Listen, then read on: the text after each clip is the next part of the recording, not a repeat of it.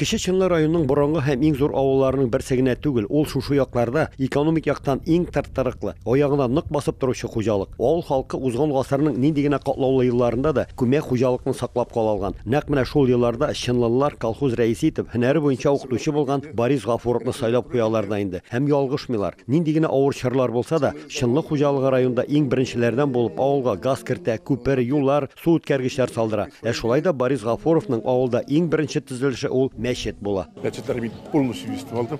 Зиратлар полностью үстендә. Алар менә төзекләндереп, моторлатып, зиратларга юллар. Her yılda почти 10 миллионга якын ачылды. Хуҗалык мәчет төзелешенә акчалата, төзелеш материаллар белән ярдәм итсә, аны башлап йөрүче, эшне оештыручы Фатих Хәмдиев, Сәмигулла Мөхтаров, Алимҗан һәм Фатих Минашевлар була. Алар инде материалларын артыннан җиреп, табып, спонсорлык инде безнең Борис Аповичтан, аның бөтен авыл халкы бурычлыгы белән. Авыл зур, кешеләр күп булганлыктан бүген Кече Чынлыда 2 мәчет эшләп тора. Мәчеткә йөрүчеләр дә байтак. Халыкта шундый әйтем бар. Авылның күрке ул мәчет, мәчетнең күрке халык. Шуңа күрәндә безнең бер теләк бу мәчеткә халык булып торсын мәчеттә. Мәчетләргә алхамдулилlah халкы йөри башлады, тартыла башлады, яшьләребез дә иншалла.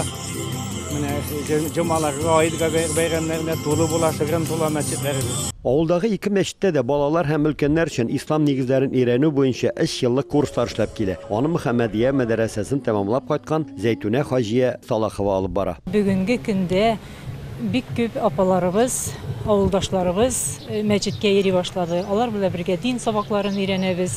Коръәни Кәримне әкренләп укырга өйрәнәбез. Шөкер, бүген республикадагы мәчетләр каршында мәдрәсәләрдә дә уку эше яхшы оештырылган. Республикабыздагы 8 мәдрәсәдә бүген 1500гә якын шәкерт белем ала. Республикабызга җитәрлек имамнарыбыз бар, ләкин сораулар да күп килә. Башка төбәкләргә һәр вакыт җибәрә алмыйбыз Казанышка каршы. Ләкин Аллаһка шөкер республикабызга җитәрлек. Ихлас мәчетенең 20 еллыгына багышланган бәйрәм мәктәптә авылдашлар һәм кунаклар катнашындагы Корбан ашы мәҗлесе белән тәмамланды.